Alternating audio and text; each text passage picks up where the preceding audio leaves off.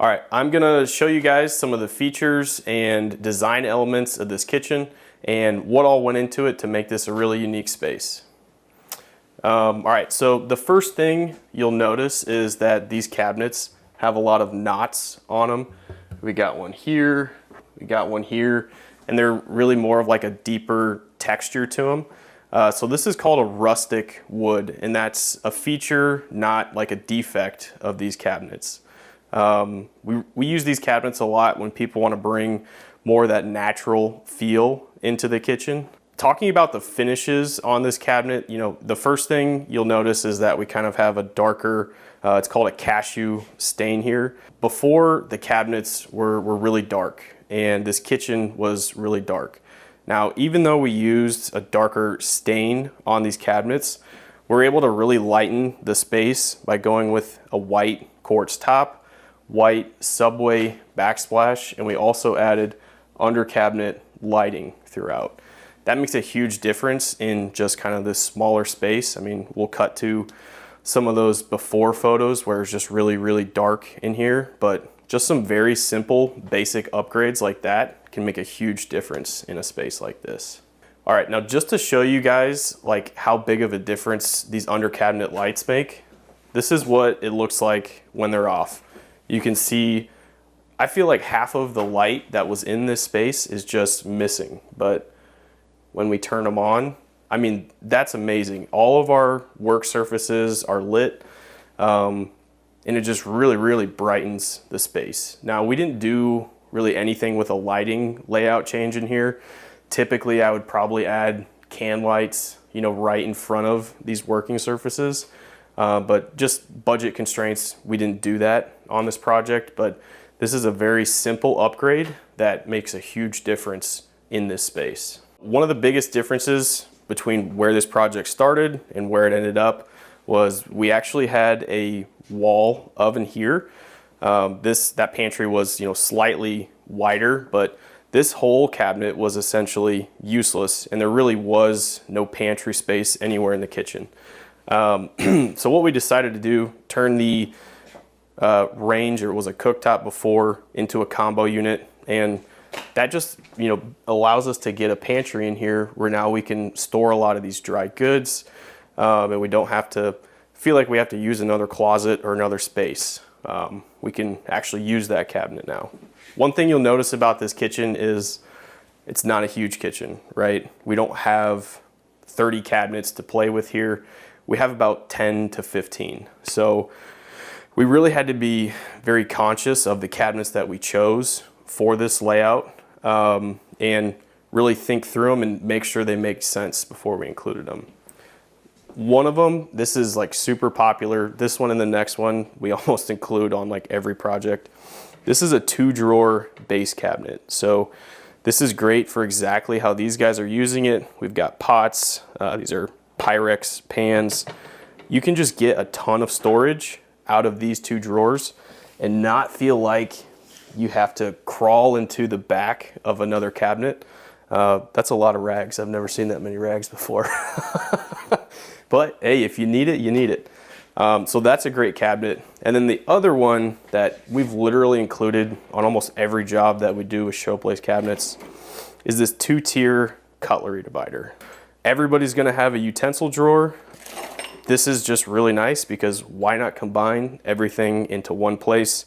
You always know where it is, you know where it goes, and it's all tucked nicely into one cabinet. Okay, next little feature that I'm a really big fan of is this is a drawer front bin on a sink base cabinet.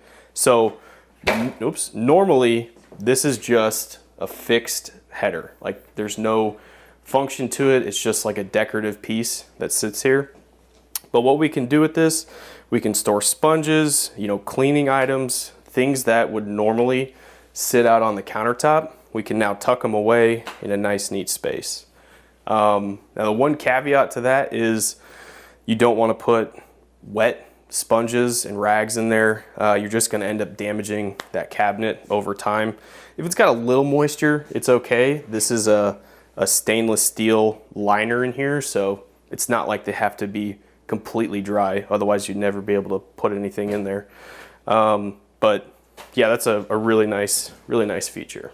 This is one of those kind of features of a project where when we remodel a kitchen, sometimes everything can't be perfect. So in a perfect world, what I would do with this fridge setup is we would take these panels a little bit further out, because this is a full depth fridge, right?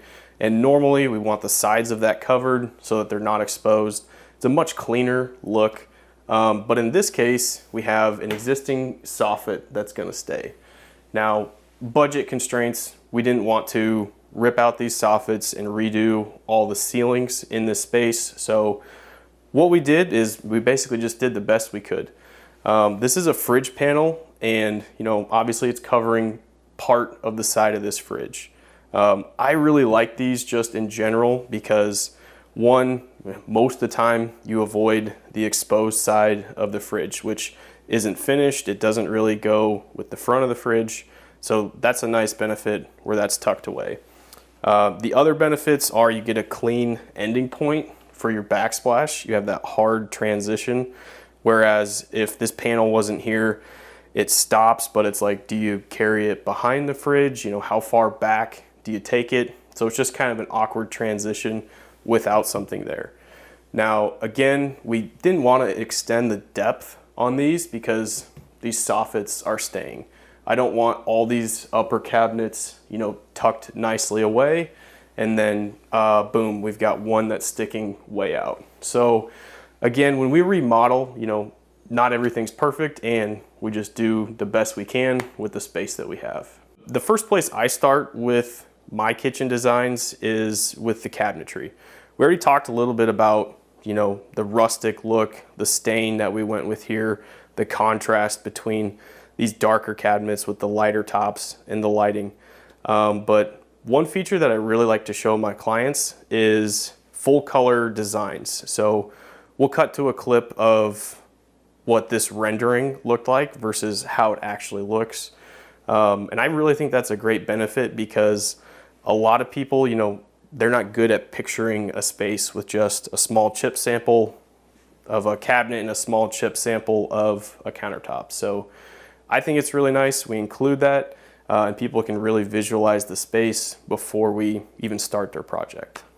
One of my favorite things to include in a kitchen is a vent hood instead of those microwave setups. One, I just don't think the microwaves have the venting power that a hood does.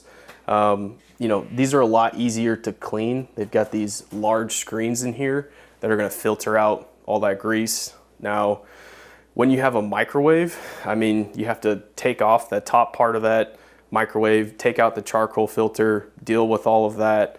With these, it's a very clean setup. And also, these vent directly to the outside. This is a 6-inch round duct. When you have a microwave, you just get like a really skinny opening that just doesn't pull the fumes off of your cooking as well as a setup like this does.